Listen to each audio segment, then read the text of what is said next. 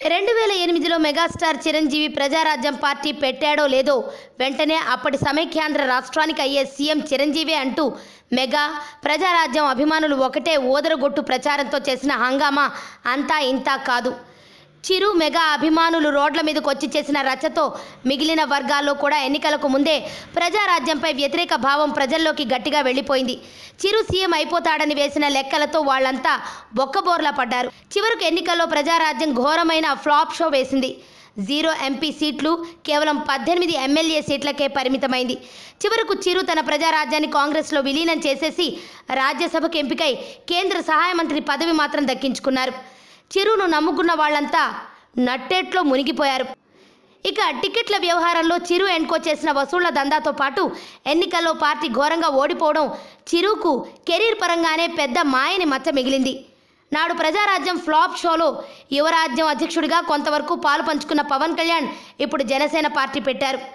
గత ఎన్నికల్లో TDP plus BJP కూటమికి సపోర్ట్ చేసిన పవన్ ఇప్పుడు వచ్చే ఎన్నికల్లో సొంతంగా పోటీ చేసేందుకు రెడీ అవుతున్నాడు. అసలు జనసేన రాజకీయ కార్యకలాపాలు చూస్తుంటే పవన్కు వచ్చే ఎన్నికల్లో గెలిచి సీఎం అవుతానన్న నమ్మకం ఆయనకే లేనట్టు కనిపిస్తోంది. వచ్చే ఎన్నికలకు ఇంకా 20 నెలల టైం మాత్రమే ఉంది. ఇంకా జనసేన సంస్థాగత కమిటీలు కూడా వేసుకోలేదు. అసలు స్టేట్ జిల్లా కమిటీలకే దిక్కులేదు. పవన్ మాత్రం త్రివిక్రమ్ సినిమా చేస్తున్నాడు. ఈ సినిమా తర్వాత మరో 2-3 సినిమాలకు కూడా కమిట్ అయ్యాడు. ఇక వచ్చే ఎన్నికల్లో పవన్ పోటీ చేసి ఏదేదో చేస్తాడని చాలామంది ఆశలు పెట్టుకున్నారు. ఇక పవన్ అభిమానులైతే పవన్ కాబోయే సీఎం అంటూ నినాదాలు చేస్తున్నారు. అయితే ఇప్పుడు వీరి ఆశలన్నీ కలే అనుకునే పరిస్థితి వచ్చేసింది. తాజాగా ఏపీలో జరుగుతున్న సర్వేల్లో జనసేన చాలా పూర్ పర్ఫార్మెన్స్ చేస్తోందని తేలుతోంది. వైసీపీ ఎన్నికల వ్యూహకర్త ప్రశాంత్ కిషోర్ చేసిన సర్వేలో జనసేనకు కేవలం 10 సీట్లు మాత్రమే వస్తాయని తేలిందట. జనసేన ప్రభావం గోదావరి, విశాఖ, కృష్ణా జిల్లాలకే పరిమితమవుతుందని సమాచారం. ఈ సర్వేలో జనసేనకు 13% ఓట్లు వస్తాయని తేలిందట. ఇక పవన్ తాజాగా ఢిల్లీకి చెందిన ఓ సర్వే సంస్థతో చేయించిన సర్వేలోనూ జనసేన ప్రభావం పెద్దగా లేదని తేలిపోయింది.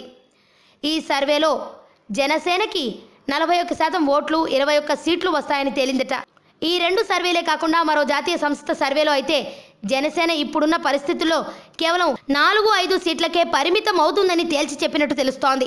ఈ సర్వేలన్నీ నిజమైతే పవన్ సీఎం పీఠం పోటీలో లేనట్టే అని తేలిపోతోంది. ఆరోగ్యవంతమైన జీవితం కోసం మనం పాటించాలి కొన్ని నియమాలని. చిన్ని చిట్కాలతో చింతలేని జీవితాన్ని ఎలా గడపాలి అనే దానికి వీక్షిస్తూనే ఉండండి మన ఆరోగ్యం యూట్యూబ్ ఛానల్. మరిన్ని ఆరోగ్య సూత్రాలకు సబ్స్క్రైబ్ చేసుకోండి.